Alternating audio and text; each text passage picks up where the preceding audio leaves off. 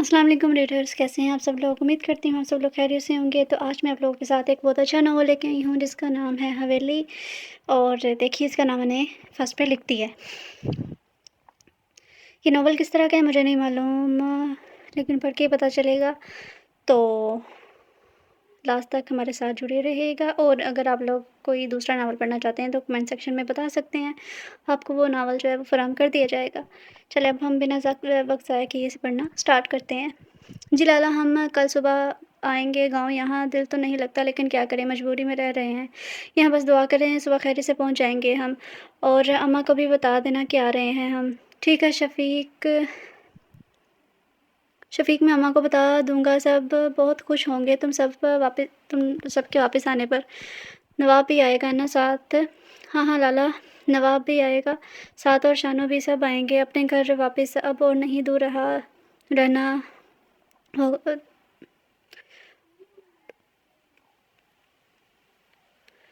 अब और नहीं दूर रहा जाएगा, हम कल ही आ रहे हैं वापस। ठीक है शफ़ीक, हम सब कल बेचैनी से तुम्हारे आने का इंतज़ार करेंगे, और बच्चों और भाभी का भी। हनीफ भाई मुस्कुराते हुए बोले और फ़ोन बंद कर दिया। शानू की माँ, कहाँ हो? यही हूँ। क्यों इतनी ज़ोर ज़ोर से आवाज़ें दे रहे हैं आप? आपने तो डरा ही दिया मुझे और अब हंस रहे हैं। कर्मा वालिए, मैंने तो ये पूछना था कि सारी तैयारी हो गई है? सुबह जाना है, हमें जल्दी निकलना है। सुबह नहीं तो बस से निकल जाएगी और अगली सुबह फिर शाम को मिलेगी, इसीलिए सारी तैयारियां अभी ख़त्म कर लो।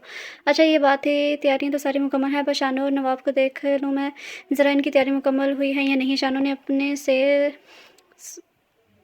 सुना है गांव जाने का उदास बैठी है। शानू ने जब से सुना है गांव जाने का उदास बैठी है, तब से कहती है मुझे गांव नहीं जाना, मुझे डर लग रहा है। डर किस बात? कैसे कहो, परेशान ना हो, हम इसके साथ हैं। ये गांव के नाम पर इतना डरती क्यों है? वही तो पली पड़ी है, चंद साल ही तो हुए हैं हमें यहाँ पर आए हुए, वापस तो जाना ही पड़ेगा ना। सारी ज़िंदगी यहाँ तो गुजार नहीं सकते। तुम देखो जाकर इनको मैं नमाज़ पढ़ आऊँ, नवाब को भी भेज दो। अच्छा कहते हुए अम्मा शानू के कमरे की तरफ बढ़ गई। शानू बिस्तर में मुँह छुपाए लेटी हुई थी। अम्मा ने आवाज़ दी तो डर कर उठ बैठी। कौन है? अरे मैं हूँ, तुम्हारी अम्मा। शानू क्या हो गया, इतना क्यों डर रही हो मेरी बेटी? पहले तो ऐसी नहीं थी, इसलिए तो नवाब मजाक बनाता रहता है तुम्हारा। इतना मत डरो, डरा करो मेरी बेटी, बहादुर बनो। वो शानू के सर पर हाथ फेरते हुए बोली थी। शानू जल्दी से माँ के गले लगी। अम्मा मुझे नहीं जाना, कहा मुझे यहीं रहना है। मुझे वो मार देगा, आप लोग समझते क्यों नहीं हैं? वो मुझे अपने पास बुलाता है, अगर मैं यहाँ से गई तो वो वहाँ भी आ जाएगा मेरे पीछे मुझे मारने के लिए। शानू कौन मार देगा तुझे, और कौन बुलाता है तुझे अपने पास? ना डरो, हम हैं तुम्हारे साथ। वो बस तुम्हारा वहम है और कुछ नहीं, इस बात को समझो मेरी बच्ची, ये सब बस वहम है और कुछ नहीं। नहीं अम्मा, ये सब वहम नहीं है, वो मुझे रोज़ नज़र आता है, ख्वाब में भी। इसका चेहरा नहीं देख पाती, लेकिन इसकी आवाज़ मुझे कुछ सुनी सुनी लगती है, लेकिन याद नहीं आती वो आवाज़ किसकी है। मैं इसी डर से सो नहीं पाती, अगर सोती हूँ तो फिर से इसकी आवाज़ें मेरे कानों में गूंजने लगती हैं। वो मुझे मार डालेगा, कहता है मैं बस इसकी हूँ, और किसी के बारे में सोचा तो मार देगा मुझे। अम्मा आप लोग चले जाएं, मुझे यही रहने दे, अगर मैं यहाँ से गई तो वो मुझे नहीं छोड़ेगा। आप लोग समझने की कोशिश करें। शानो पागलों की तरह माँ किसी ने, मैं सर छुपाए रोती हुई डरे हुए लहजे में बता रही थी। नहीं शानो, वो जो कोई भी है तुम्हारा कुछ नहीं बिगाड़ पाएगा, हम सब हैं ना तुम्हारे साथ, और सबसे बढ़कर अल्लाह तुम्हारे साथ है, तुमने डरने की ज़रूरत नहीं है। चलो अब जल्दी से उठकर वज़ू करो और नमाज़ पढ़ो। मैं ज़रा नवाब को देख लूँ, इसको मस्जिद भेज कर आती हूँ मैं। शानू के सर पर हाथ फेरते हुए वो कमरे से निकल गई थी। नवाब उठ जा, छोड़ छोड़ दे इस फ़ोन की जान, तेरे अब्बा कब से मस्जिद चले गए हैं, कह रहे थे तुझे भी भेज दूँ अपने आप, तो तौफीक होनी नहीं है तुझे कहे बगैर चला जाए। जा मस्जिद, तेरे अब्बा इंतज़ार कर रहे होंगे। अच्छा अम्मा जाता हूँ, बस ये गेम ख़त्म कर लूँ, आग लगे तेरे फ़ोन को, जिसने माँ बाप का नाम फरमान बना दिया है तुझे। वो तब गई थी, कोई शर्म ही नहीं रहेगी तुझ में कि बाप इंतज़ार कर रहा है मस्जिद में, और सबसे बढ़कर अल्लाह का पैगाम आया है, नमाज़ कर, तुझे गेम खेलने की पड़ी है। कुछ तो खुदा का खौफ करो, छोड़ दो इस गेम को, कब्र में इस गेम ने नहीं बचाना, नमाज ने बचाना है। अपने माल दुरुस्त कर लो इससे पहले कि देर हो जाए। जाओ मस्जिद और आकर अपना सामान पैक करो, सुबह जल्दी निकलना है गाँव के लिए। जी अम्मा मैं चलता हूँ। नवाब फ़ोन रखकर जल्दी से बाहर निकल गया, और वो भी नमाज़ की तैयारी में लग गई थी। इनकी आदत थी नमाज़ की। दोनों मियाँ बीवी खुद भी 5 वक़्त की नमाज़ पढ़ते थे, और बच्चे भी नमाज़ पढ़कर सब सोने चले गए थे। नवाब ने अपनी पैकिंग कर ली थी, क्योंकि अम्मा ने सख्ती से कहा था रात को ही पैकिंग करके सोए। शानू भी अपनी पैकिंग करके जा चुकी थी, ना चाहते हुए भी, और सोने के लिए लेट गई। खुद को एक अनजानी सी जगह देखती वो और एक शख्स इसकी तरफ बढ़ रहा था। जैसे देखते ही शानो भागने लग गई थी। भागते-भागते वो थक जाती थी, लेकिन रास्ता ख़त्म ही नहीं हो रहा था। वो शख्स अब भी शानो के पीछे ही आ रहा था। इसकी हँसी की आवाज़ें फ़िज़ा में गूंज रही थी। शानो भागती चली जाती कि अचानक इस शख्स से टकरा कर गिर जाती और शानो की आँख खुल जाती। शानो का बुरा हाल होता, डर के मारे इसका चेहरा पसीने से भर गया था। शानो को बैठे देख अम्मा की आँख भी खुल गई थी। क्या हुआ शानो? वो शानो के कंधे पर हाथ रखकर पूछने लगी। कुछ नहीं अम्मा, बस मुझे प्यास लगी थी, पानी पीकर सोने लगी हूँ। शानो बहाना गढ़ देती है और जल्दी से उठकर पानी पीकर वापस आकर लेट गई। जानती थी अगर अम्मा को बताया तो वो परेशान हो जाएंगी। ये तो मामूल की बात थी। शानो समझने से कासिर थी कि कौन है वो शख्स, क्यों पीछा करता है मेरा, इसका चेहरा क्यों नज़र नहीं आता और इसकी आवाज़ जाने पहचाने से लगती है, लेकिन फिर शानो पहचान नहीं पाती इसे। सारी रात शानो ने जाग कर गुजारी। इसके साथ अक्सर ऐसा ही होता रहता था। डर के मारे सारी सारी रात जागती रहती थी। शानो फजर की अज़ान की आवाज़ आई तो शानो और अम्मा नमाज़ पढ़ने की तैयारी में लग गई थी। नवाब और अब्बा भी मस्जिद की तरफ चल पड़े। नमाज़ पढ़कर अम्मा और शानो दोनों नाश्ते में बनाने में मसरूफ़ हो गई। जैसे ही वो दोनों नमाज़ पढ़ कर घर आए, सबने मिलकर नाश्ता किया और तैयार होकर गाँव के लिए रवाना हो गए। दोपहर तक वो लोग गाँव पहुँच गए थे। बस से उतरकर वो लोग टांगे पर बैठकर घर की तरफ रवाना हो गए। कुछ ही देर में वो अपने घर के सामने थे। 3 साल बाद घर को देखकर शानो के अम्मा-बाप की आंखों में आंसू आ गए। नवाब ने आगे बढ़कर अब्बा के कंधे पर हाथ रखा तो वो मुस्कुराते हुए अंदर की तरफ बढ़ गए। अंदर गए तो सामने अम्मा को बैठे देखकर जल्दी से आगे बढ़े और माँ के हाथ चूमते हुए उनके गले लग गए। 3 साल बाद माँ बेटे को घर में देखकर आबेदा हो गई थी। अरे अम्मा, अब क्या हुआ? बस बेटे को ही सारा प्यार देंगी, थोड़ा हमारे लिए भी बचा ले। शानो की माँ भी जल्दी से आगे बढ़ के इनके गले लगी थी। शानो और नवाब को दूर खड़े देखकर दादी ने इनको पास आने का इशारा दिया। वो दोनों भी दादी के गले लगे। कैसे हैं मेरे बच्चे? वो दोनों को बारी-बारी प्यार करते हुए बोली थी। मैं तो ठीक हूँ दादी, लेकिन ये आपकी पोती अब भी वैसी की वैसी ही है। चुड़ैल नवाब कहते हुए वहाँ से भाग गया। दादी जान, आपने ऐसे ही तंग करता रहता है ये मुझे। शानो मुँह फुलाते हुए बोली, अगर अब्बा यहाँ होते तो इसकी हिम्मत नहीं होती कुछ बोलने की। आने दे अब्बा को, फिर बताती हूँ इसको। अरे कोई बात नहीं शानो, भाई है तेरा छोटा, वो भी एक ही मजाक कर लेता है तेरे साथ। नहीं तो मजाक नहीं करेगा तो और कौन करेगा? देखो कौन आया है। वलीद दरवाजे से अंदर आते हुए अपने ख्यालों में मगन ऊपर की तरफ जाने लगा था कि दरवाजे ने के दादों ने वलीद को टोका। वलीद इधर तो आओ, देखो ज़रा कौन आया है। वलीद ने एक नज़र सरता पैर शानो को देखा। अस्सलाम वालेकुम। शानो ने सलाम किया और नज़र झुका गई। वलीद अभी भी शानो की तरफ देख रहा था, शायद पहचानने की कोशिश कर रहा था। कौन है ये दादो? मैंने पहचाना नहीं। वलीद कंधे उचकाते हुए बोला, कर लो गल। ये शानो है जिसकी बातें बताती रहती हूँ मैं तुम्हें। कल बताया तो था कि शानो आने वाली है, पर तुम तो जब से अंग्रेज़ों के मुल्क से पढ़ाई करके आए हो, अपनों को भूल ही गए हो। और ओह अच्छा, तो ये है शानो। वलीद दादों के पास बैठते हुए बोला, अब तबीयत कैसी है आपकी? वलीद ने कहा तो शानो हैरानगी से इसकी तरफ देखने लग पड़ी थी। मुझे क्या हुआ है? शानो ने हैरानगी से बोली थी। इससे पहले कि वलीद कुछ बोलता, दादों ने वलीद को कोहनी मारी थी। चलो उठो, जाकर मुँह हाथ धो लो। क्या हुलिया बना रखा है अपना? जा ऊपर, बातें तो होती रहेंगी। दादों ने आंखों ही आंखों में इशारा किया तो वलीद के कंधे उचकाते हुए ऊपर की तरफ बढ़ गया था। मैं ताईजान से मिलकर आती हूँ। दादो शानो उठकर ताईजान के कमरे की तरफ बढ़ गई। दरवाजे के पास रुककर दरवाज़ा नॉक किया। अस्सलाम वालेकुम ताईजान कहते हुए शानो कमरे की तरफ बढ़ गई थी। जैसे इनके गले लगने के लिए आगे बढ़ी, वो बोल उठी, बस ठीक है। वालेकुम सलाम कहते ही कमरे से बाहर निकल गई। ताया जी पिछले लॉन में थे। शानो भी वहीं चल पड़ी, बाकी सब भी वहीं पर थे। अस्सलाम वालेकुम ताया अब्बू, शानो कहते ही उनके साथ लगी। वालेकुम सलाम, कैसी है मेरी बेटी? शानो के सर पर हाथ रखते हुए बोले, अल्हम्दुलिल्लाह बिल्कुल ठीक। कहते हुए शानो कुर्सी पर बैठ गया। अरे भाई चले सब अम्मा के पास, अम्मा अकेली बैठी हैं। अम्मा को वहाँ अकेला छोड़कर सब यहाँ आ गए हैं। शानो के अब्बा ने कहा तो सब वहाँ चल पड़े और जाकर चारपाइयों पर बैठ गए। ताई अम्मा सब के लिए चाय लेकर आई थी तो शानो ने जल्दी से आगे बढ़कर ट्रेन के हाथ से पकड़ ली। ताई लाइए ताईजान, मैं दे देती हूँ सबको।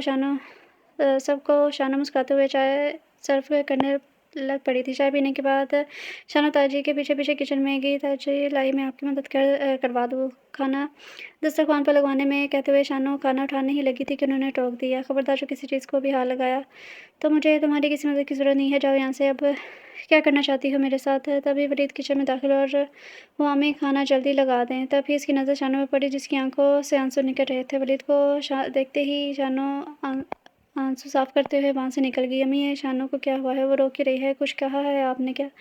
वलीद जांचती हुई नज़र से अपनी माँ को की तरफ देखते हुए पूछने लगा। कुछ नहीं कहा मैंने, इसकी तो आदत है बात बात पर रोने की, हर बात का उल्टा मतलब समझ लेती है। मैंने तो बस इतना कहा कि बाहर जाकर बैठो, खाना मैं खुद लगा दूँगी। तीसरी बात पर रोने लग पड़ी।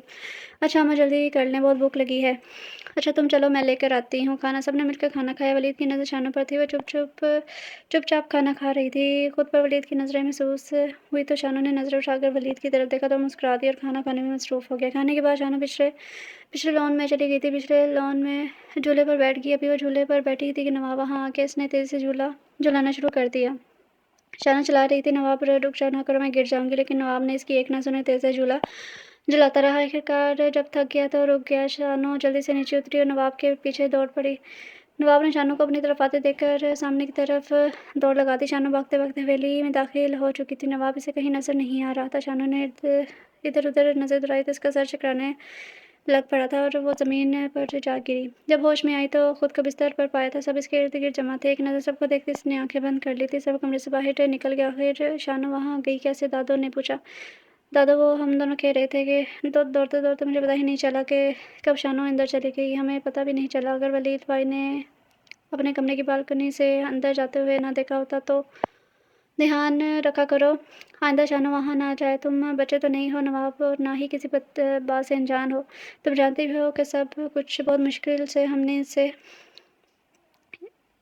सब हम सब ने कितनी मुश्किल से इसे इस जंजाल से बाहर निकाला है। मैं नहीं चाहता कि फिर से शानू की तबीयत ख़राब हो और बहुत मुश्किल से इसकी तबीयत संभली है और अगर फिर से ये सब शुरू हो गया तो संभालना मुश्किल हो जाएगा, समझे तुम? जी अब्बा जी, आइंदा मैं ख्याल रखूँगा। नवाब शर्मिंदा से सर झुका गया था। शानू ज़ोहर की नमाज़ अदा करके छत पर चली गई थी और हवेली की तरफ देखने लग पड़ी। हवेली में ऐसा क्या था जो मैं बेहोश हो गई और ये लोग हवेली में क्यों नहीं जाते? वो भी तो इस घर का हिस्सा है। शानू अपने ख़्यालों में गुम खड़ी थी कि इसे पता ही नहीं चला कब वलीद इसके पास आकर खड़ा हो गया। क्या सोच रही हो? वलीद बोला तो शानू डर गई इसकी बात पर। वलीद तुम कब आए? उल्टा इसी से सवाल किया। मैं तो बहुत देर से यहाँ खड़ा हूँ, तुम ही पता नहीं किन ख्यालों में गुम हो। इतना डरती क्यों हो तुम? मैं कोई भूत थोड़ी हूँ। वलीद की बात पर शानू मुस्कुरा दी। पता नहीं क्यों मेरा दिल क्यों डर जाता है छोटी छोटी बातों पर। अच्छा ये सब छोड़ो, मुझे ये बताओ कि हवेली में क्यों नहीं जा सकते हम लोग? ये भी तो इस घर का हिस्सा है। फिर शानू की बात पर वलीद ने हैरानगी से इसकी तरफ देखा। क्या कि तुम वाकई ही नहीं जानती कि क्यों नहीं जा सकते हम लोग हवेली में? उल्टा वलीद ने इसी से सवाल पूछ डाला था। नहीं मैं नहीं जानती, शानू ने सर ना में हिला दिया।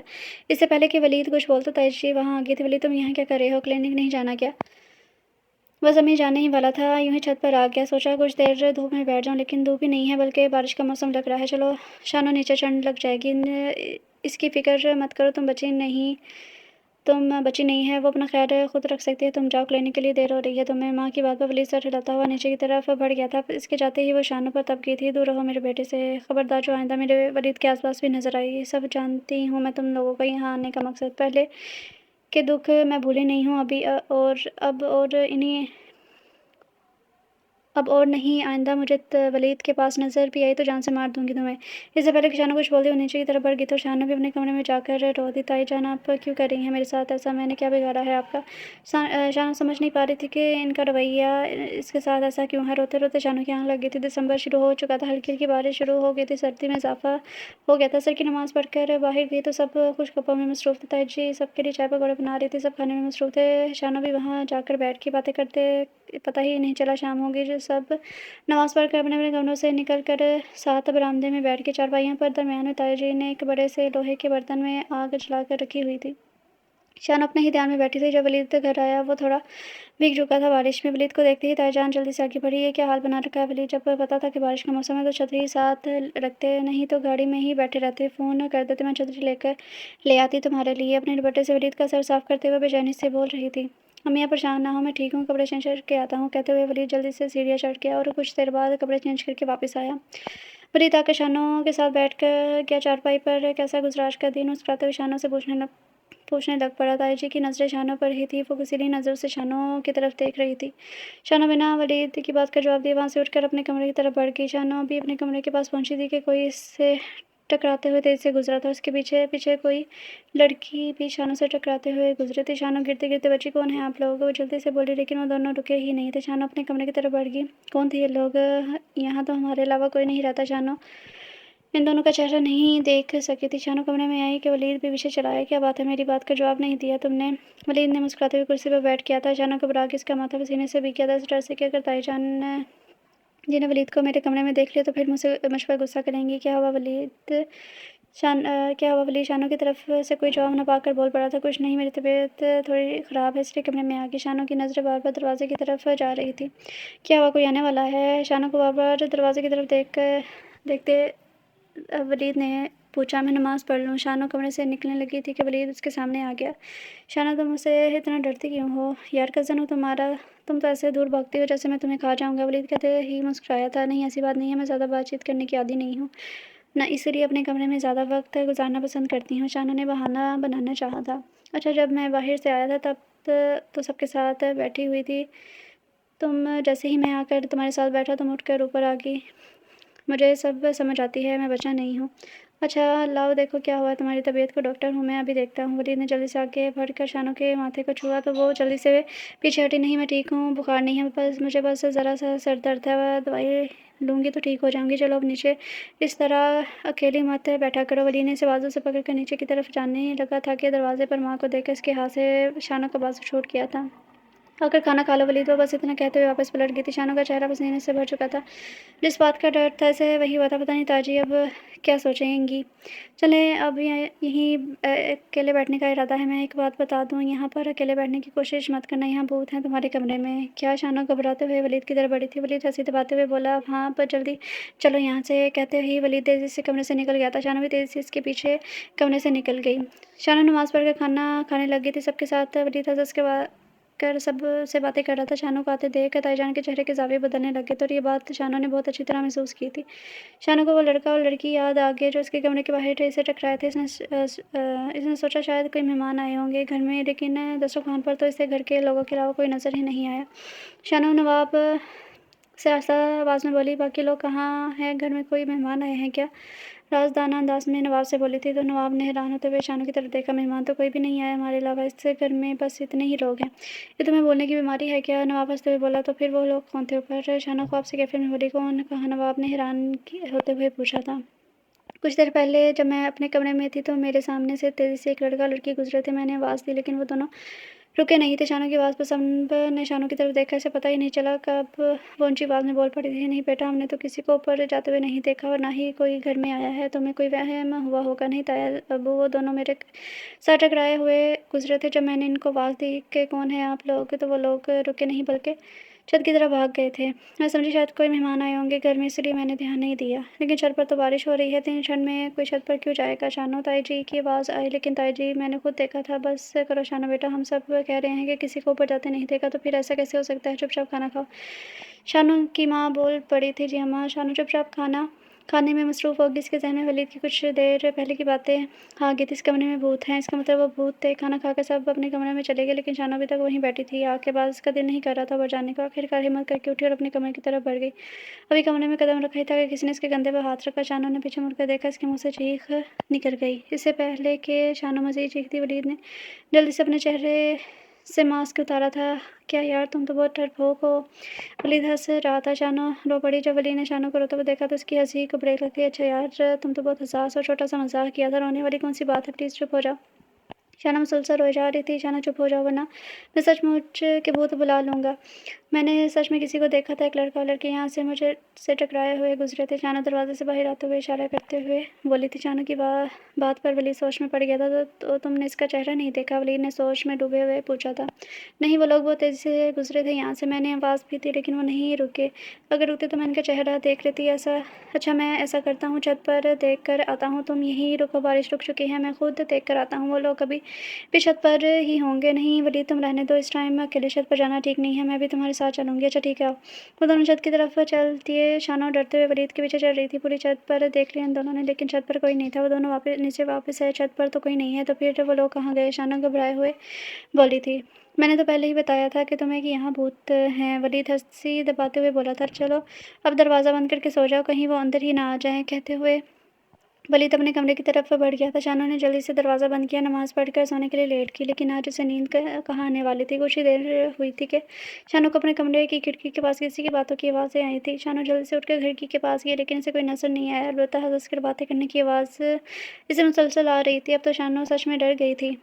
जब इसने नीचे देखा तो उसके होश उड़ गए थे। वही लड़की झूले पर बैठी थी और लड़का इसे झूला झुला रहा था और वो हंस कर बातें कर रहे थे। सुनो, कौन हो तुम? शानू ऊपर से ही इनको आवाज़ दे रही थी, लेकिन इन दोनों ने कोई जवाब नहीं दिया और भागते हुए हवेली में चले गए।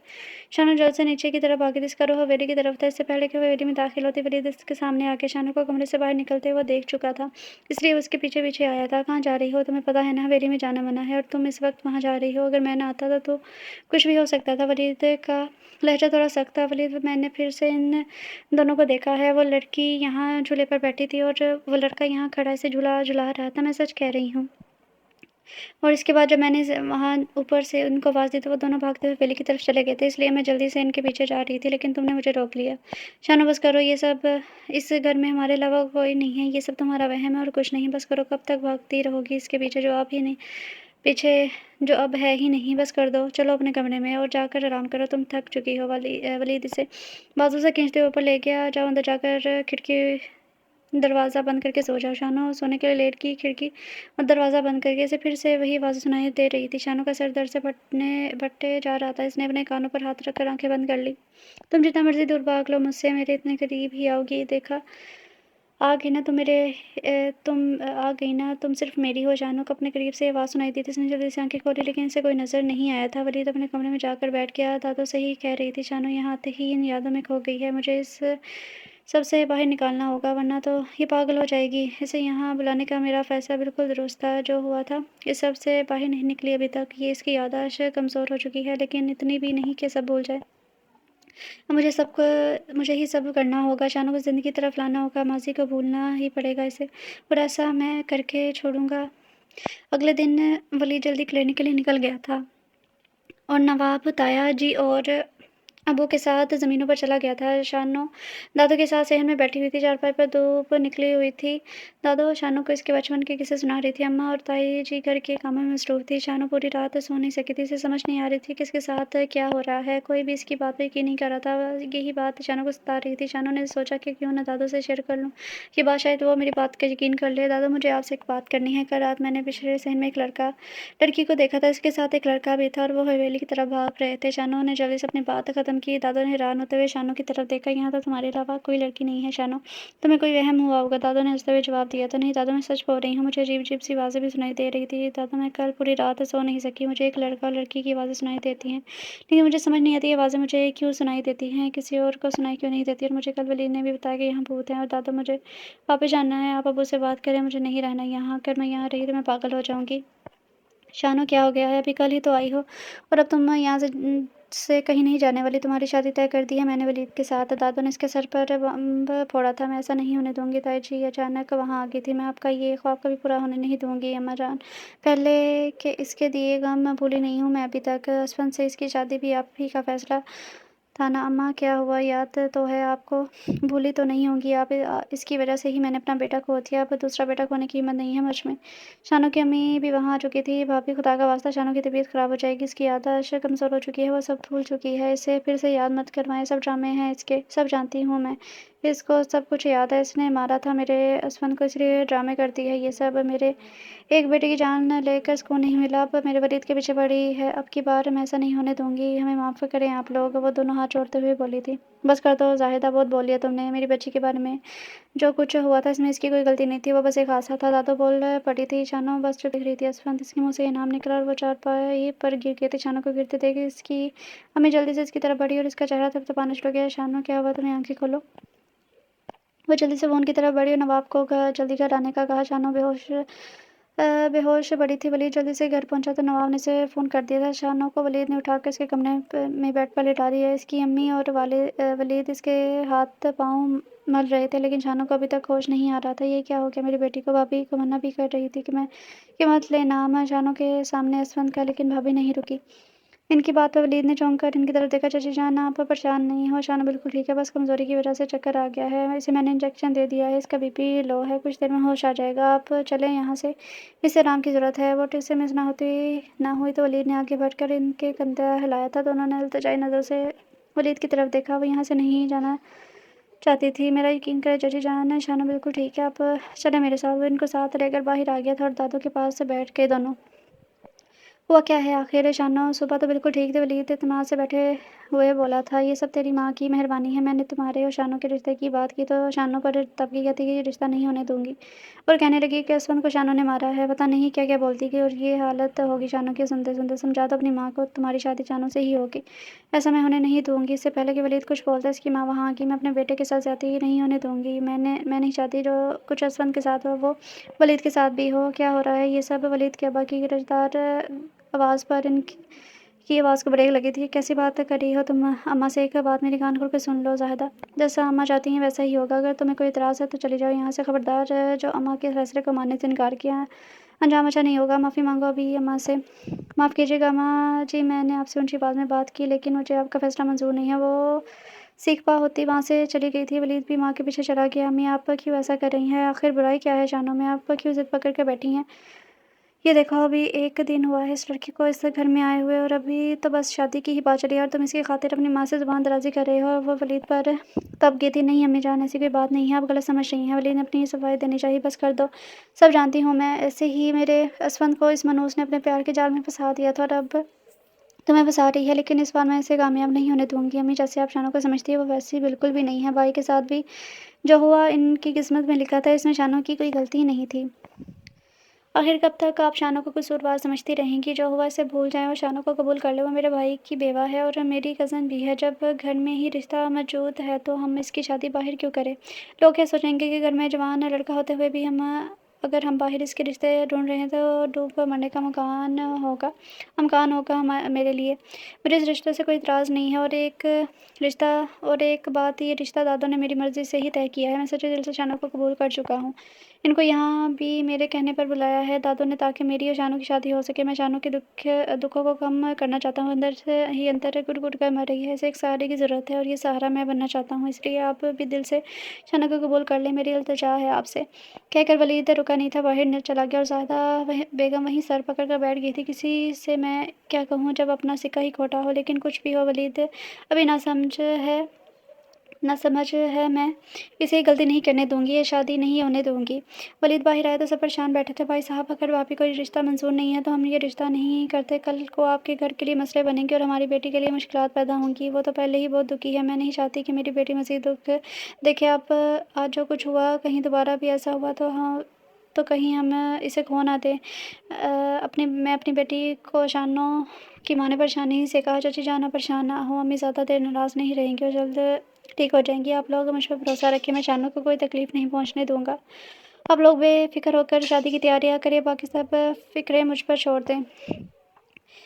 बोलिए ठीक कह रहा है भाभी, अब शानो हमारी ज़िम्मेदारी है। आप लोग बेफ़िक्र हो जाएँ, वो मेरी भी बेटी है और मुझे वलीद पर पूरा भरोसा ही है। शानो का बहुत ख्याल रखिएगा। आप लोग भी भरोसा रखिए इस पर। ठीक है लाला, जैसे आपको बेहतर लगे। शानो के अब्बा ने जवाब दिया। ऊपर खड़ी शानो सारी बातें सुन रही थी। वलीद की इस पर नज़र पड़ी तो चुपचाप अपने कमरे की तरफ बढ़ गई और वलीद भी टाइम देखे हुए बाहर की तरफ बढ़ गया था। नवाब तुम घर में रुको, हम लोग चलते हैं, ज़मीनों पर जाना ज़रूरी है। तुम घर में ही रुको, किसी चीज़ की ज़रूरत पड़ सकती है। कहते हुए वो दोनों भाई बाहर की तरफ बढ़ गए थे। शाना अपने कमरे में चुपचाप बैठी सारा मामला हल करने की कोशिश कर रही थी। असफंद कौन है? क्या ताई जी का एक और बेटा था और इसकी मुझसे शादी और वो मर गया? ताई जी क्या कह रही थी? मैंने मारा इसे। शानू की समझ में कुछ नहीं आ रहा था। अगर मेरी शादी हुई है तो मुझे कुछ याद क्यों नहीं आ रहा? ये सब क्या हो रहा है मेरे साथ? और वलीद से मेरी शादी तय कर दी दादों ने। मुझे इस बारे में वलीद से बात करनी होगी। आने दो ज़रा शाम को। वलीद को सारा दिन शानो वलीद का इंतज़ार करती रही। वलीद घर आया तो देर से इसके कमरे की तरफ बढ़ी थी। शानो को अचानक अपने कमरे में देखकर वलीद चौंक गया था। उसे पता ही नहीं चला कब शानो इसके पीछे-पीछे कमरे में आ गई थी। शानो तुम यहाँ, कोई काम था? वलीद को जब कोई और बात ना सूझी तो बोल पड़ा। शानो मुँह फैलाए खड़ी वलीद को देख रही थी, कुछ बोल ही नहीं रही थी। वलीद टेंशन में पड़ चुका था। शानो की तरफ बढ़ा, क्या हुआ? तुम कुछ परेशान लग रही हो। वलीद की बात पर शानो की आंखों से आंसू जारी हो गए। असफंद कौन है? वलीद मुझे इस बात का जवाब चाहिए, मुझे टालने की कोशिश मत करना। आज मैं इस बात का जवाब लिए बगैर कहीं नहीं जाऊँगी। सच बताऊँ, मुझे नहीं तो मैं पागल हो जाऊँगी। शानो मुसलसल रो रही थी। ऐसे कौन से राज़ हैं मेरी ज़िंदगी के जिनसे मैं अनजान हूँ?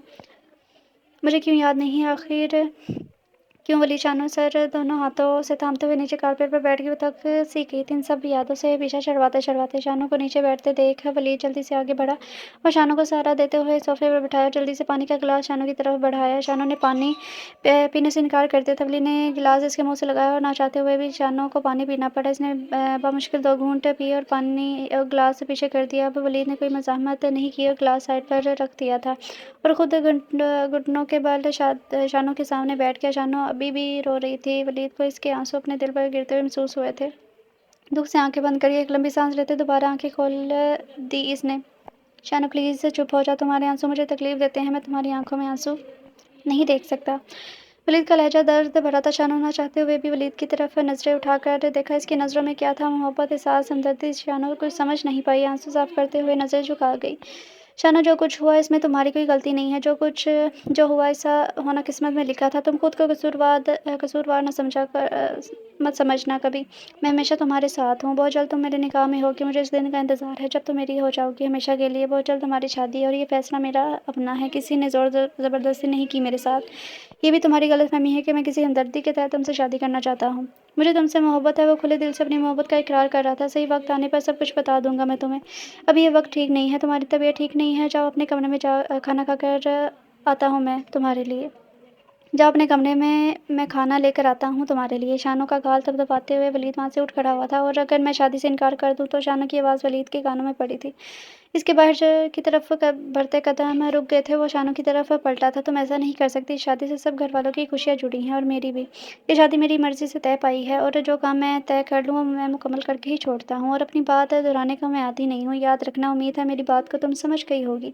अब जाओ अपने कमरे में, खाना वहीं लेकर आऊँगा मैं। मुझे नहीं करनी ये शादी। सबकी खुशियों की खातिर मैं ही क्यों अपनी ज़िंदगी कुर्बान करूँ। मैं तब इस शादी के लिए हाँ नहीं करूँगी जब तक तुम मुझे सब कुछ बता नहीं देते। शानो की सुई अभी भी इसी बात पर अटकी हुई थी। वलीद गुस्से से शानो की तरफ बढ़ा और उसे कंधों से पकड़कर झंझोड़ा था। एक बार जब मैंने कह दिया कि सही वक्त आने पर सब कुछ बता दूँगा, तुम समझती क्यों नहीं हो? दोबारा इस बारे में कोई बात नहीं करोगी तुम मेरे से। ना चाहते हुए भी वलीद का लहजा सख्त हो चुका था। अपनी गलती का एहसास हुआ तो इसने शानो को छोड़ दिया और कमरे से निकल गया। शानो रोते हुए अपने कमरे की तरफ बढ़ गई और अंदर से दरवाज़ा बंद करके घुटनों में सर रखकर रोने लग गई थी। कुछ देर बाद वलीद कमरे में आया तो शानो कमरे में नहीं थी। वो खाना लेकर शानो के कमरे की तरफ बढ़ गया। दरवाज़ा बंद था। इसने दरवाज़ा नॉक किया लेकिन शानो ने दरवाज़ा नहीं खोला। वलीद अपने कमरे की तरफ बढ़ गया। कमरे में जाकर उसने किताबों वाली अलमारी में से उस किताब उठाई और इसके और शानो के कमरे के दरमियान एक खुफिया दरवाज़ा खुल गया था। वलीद खाना लेकर शानो की तरफ बढ़ गया। वो बेड पर बैठी आंसू बहा रही थी। वलीद को अचानक कमरे में आता देखकर चौंकी और हैरान सी नज़रों से कभी वलीद को देखती तो कभी किताबों वाली की अलमारी को।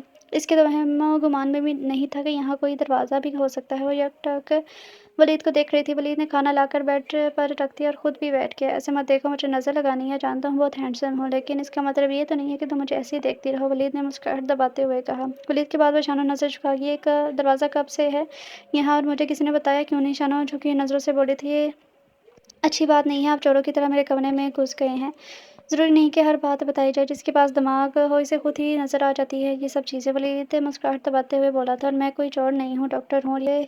और ये कमरा मेरी होने वाली बीवी का है। मुझे कोई नहीं रोक सकता यहाँ आने से। वलीद प्लेट में खाना डालते हुए बोला था। ये लो खाना खाओ। वलीद प्लेट इसकी तरफ बढ़ाते हुए बोला लेकिन शानो ने किसी बात का असर नहीं लिया। वो वैसे ही बैठी रही थी। शानो खाना खा लो, वलीद फिर से बोला लेकिन शानो अपनी जगह से नहीं हिली। शानो प्लीज़ खाना खा लो, वलीद ने आहिस्ता से पुकारा तो शानो ने नज़र उठाकर वलीद की तरफ देखा। इसकी आंखों में इल्तिजा थी। शानो ज़्यादा देर वलीद की आंखों में ना देख सकी और नज़र झुका गई। खाना खाने में मसरूफ़ होगी। वलीद वहीं बैठे से खाना खाता देख रहा था। जब शानो ने खाना खा लिया तो वलीद ने दवाई इसकी तरफ बढ़ाई जिसे शानो ने बिना छू चढ़ा किए निगल लिया था। अब तुम आराम करो, सुबह मुलाकात होगी। मुस्कुराते हुए वलीद जहाँ से आया था वहीं से कमरे से बाहर निकल गया और शानो कम्बल ओढ़ कर सोने के लिए लेट गई। वलीद ने तो मुझे कुछ नहीं बताया लेकिन मैं सच जान कर रहूँगी। सारे राज इस हवेली में दफन है। कल मैं वहाँ जाऊँगी। मुझे जानना ही होगा कि अगर इन यादों से पीछा छुड़वाना है तो सोचते सोचते शानो सो गई थी। वलीद कमरे में आए तो सोचों में गुम बालकोनी में खड़ा नीचे देख रहा था। जब इसकी अम्मी कमरे में दाखिल हुई, वलीद क्या है ये सब? वो गुस्से में लग रही थी। क्या हुआ अम्मी, आप इतने गुस्से में क्यों हैं? वलीद को इनके गुस्से की वजह समझ नहीं आई। यही जो तुम करते फिर रहे हो, अभी शादी ही नहीं हुई और तुम इस लड़की के गुलाम बन गए हो। वो गुस्से में बोली थी। अम्मी ये कैसी बातें कर रही हैं आप? ऐसा क्या कर दिया मैंने जो आप इतने गुस्से में हैं? वलीद को समझ नहीं आ रही थी कि इनके इस रवैये की ही कि तुम खाना तो अपने लिए लेकर ऊपर लाए थे, लेकिन इसके कमरे में क्या कर रहे थे? इसके लिए खाना लेकर आए थे तुम वलीद, तुमने झूठ बोलना कब से सीख लिया? अभी निकाह नहीं हुआ और तुम्हें उँगलियों पर नचाना शुरू कर दिया इस लड़की ने। अभी से तुम्हारी तुमसे खिदमतें करवाने लगी है। बस कर दे अम्मी, कैसी बातें कर रही हैं आप? अब मैं बस इसके लिए खाना लेकर आया था, इसकी तबीयत ठीक नहीं थी बस इसीलिए। और आपको तो पता है, सब पता है मुझे, जो ड्रामे ये करती फिर रही है। मैं इसकी शादी नहीं होने दूँगी तुमसे, याद रखना इस बात को। कान खोल कर सुन लो मेरी बात, कहते हुए गुस्से से बाहर निकल गई थी। और वही कुर्सी पर बैठ के वो सर थाम के ज़्यादा से बात करनी होगी मुझे, जितनी जल्दी हो सके निकाह हो जाना चाहिए, कहीं देर ना हो जाए। सोचते हुए वलीद दादों के कमरे की तरफ बढ़ गया था। अगले दिन नाश्ते की मेज़ पर दादों ने ऐलान किया कि आज शाम को वलीद और शानू का निकाह है। शाम तक सारी तैयारियां देख लो तुम लोग। इतनी जल्दी अम्मा जान, कितनी सारी तैयारियां करनी पड़ेंगी, शाम तक कैसे होगा सब? वो शानू की अम्मी बोल पड़ी थी, तुम फिक्र ना करो बहू, कोई तैयारी नहीं करनी, बस चंद मेहमानों को बुलाना है और निकाह ख्वाह को बुला के निकाह पढ़वाना है इन दोनों का, और क्या।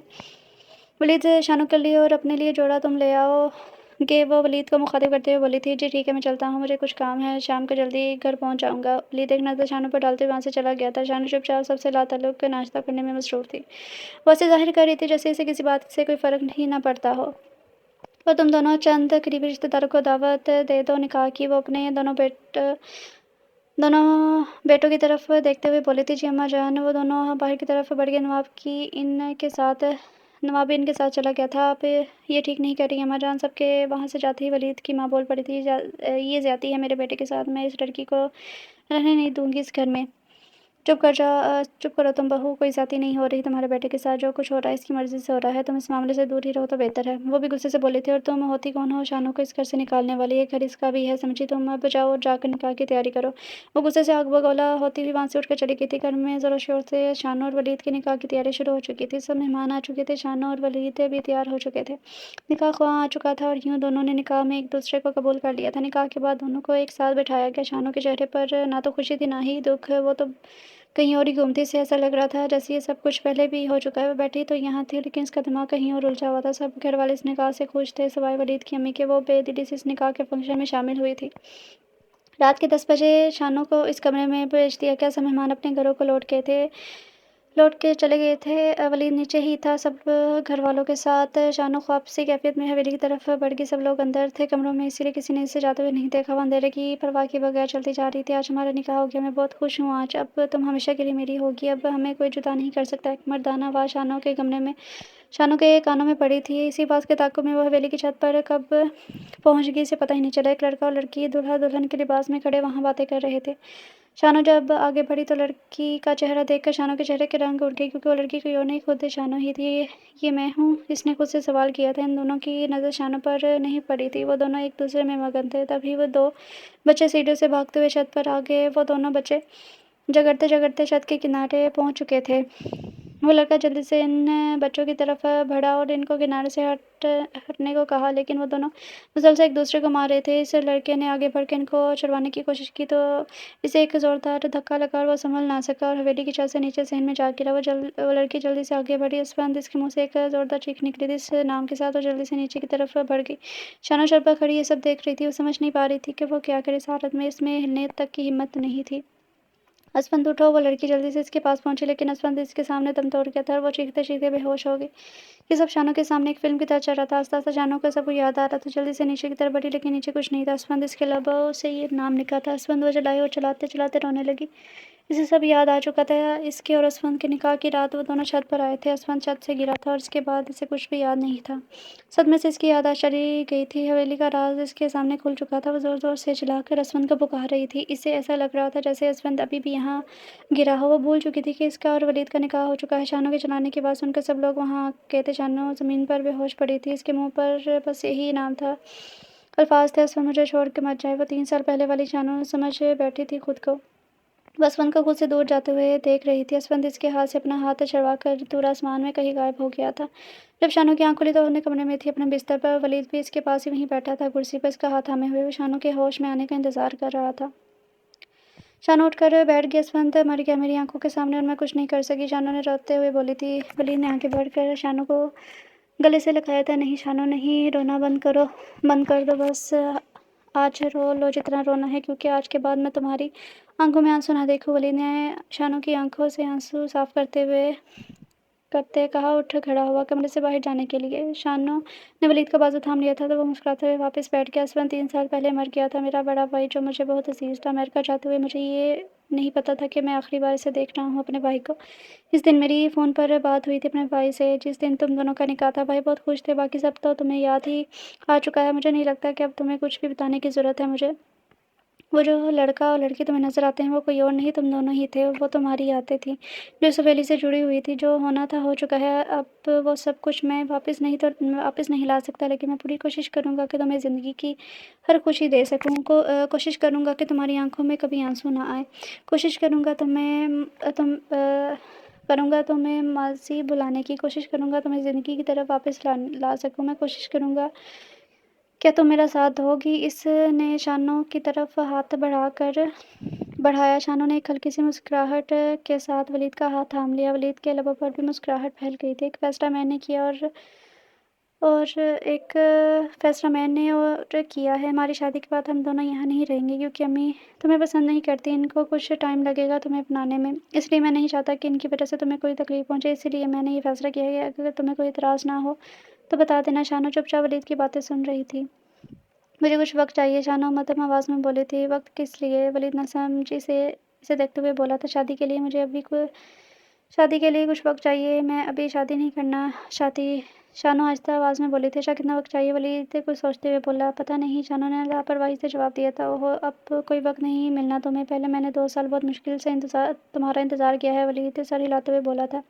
जो होना था हो गया, अब खुद को तैयार करो आने वाले कल के लिए। हमारा निकाह हो चुका है और इसी महीने शादी है हमारी। मैं चाहता हूँ कि हाँ, जब तुम रुखसत होकर मेरे पास आओ तो माजी को बुला कर आओ। मैं चाहता हूँ कि तुम नए ख्वाब बुनो, जिनमें सिर्फ मैं और तुम हो, किसी तीसरे की गुंजाइश ना हो। मैं जानता हूँ ये बहुत मुश्किल है तुम्हारे लिए, लेकिन नामुमकिन नहीं है। ज़िंदगी में आगे तो बढ़ना ही पड़ेगा। कब तक माजी के पीछे भागती रहोगी?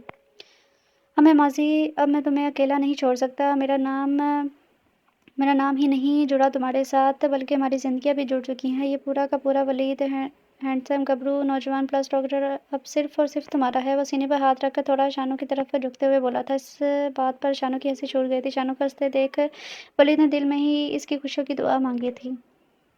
1 हफ्ते के बाद दोनों की धूमधाम से शादी हुई थी और शानू वलीद की ज़िंदगी में शामिल हो गई और दोनों हंसी खुशी ज़िंदगी गुजारने लग पड़े थे। शादी के 1 महीने बाद ही वलीद ने अपना ट्रांसफ़र शहर के एक हॉस्पिटल में करवा लिया था और शानू को लेकर शहर आ गया। दोनों हंसी खुशी ज़िंदगी गुजारने लग पड़े थे। वलीद के यहाँ से जाते ही इसकी माँ को बेटे की कमी शिद्दत से महसूस होने लग पड़ी थी। आखिरकार 3 माह बाद शहर आ पहुंची थी शानू से मिलने और इनको घर वापस लाने के लिए।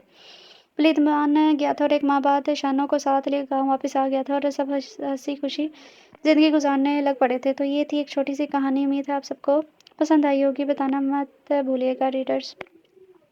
सो डियर रीडर्स, ये थी एक छोटी सी स्टोरी और इसका नाम था हवेली और इसकी राइटर थी खानज़ादी। एक छोटी सी स्वीट सी स्टोरी थी, ना ज़्यादा लंबी चौड़ी और ना इसमें कोई लड़ाई झगड़ा कुछ भी नहीं था और कोई मार कटाई कुछ भी नहीं थी। तो उम्मीद करती हूँ सबको ये नावल जो है छोटा सा जो है वो पसंद आया होगा और आप लोग इस पे अच्छा सा रिस्पॉन्स देना। और आई नो ये थोड़ा सा छोटा सा था, लेकिन स्टोरी अच्छी है, आप लोगों को पढ़ के अच्छी लगेगी जहाँ तक मुझे लगता है। नॉर्मल सी स्वीट सी क्यूट सी स्टोरी है। तो अब कल मिलते हैं न्यू स्टोरी के साथ, न्यू नावल के साथ। और अगर आप लोग कोई ऐसा नावल पढ़ना चाहते हैं तो आप लोग कमेंट सेक्शन में नाम बता सकते हैं। मैं पूरी कोशिश करूँगी आप लोगों को वो नावल फ़राहम करने की। किस तरह का नावल आप पढ़ना पसंद करते हैं, एज डिफरेंस डिफरेंट कैटेगरीज़ हैं, जिस तरह का भी आप लोग पढ़ना चाहते हैं आप लोग कमेंट सेक्शन में बता सकते हैं। उस तरह के मैं नावल आप लोगों को फ़राहम करने की पूरी कोशिश करूँगी। तो अब मिलते हैं कल न्यू नावल के साथ। और सर्दी बहुत ज़्यादा पड़ रही है, मौसम भी कुछ अजीब सा हुआ है। सर्दी की वजह से काफ़ी लोग बीमार भी हो रहे हैं, तो आप लोग अपना बहुत सारा ख्याल रखिएगा और मिलते हैं कल नावल के साथ। तब तक लिए अपना ख्याल रखिए बहुत सारा। Take care. अल्लाह हाफ़िज़।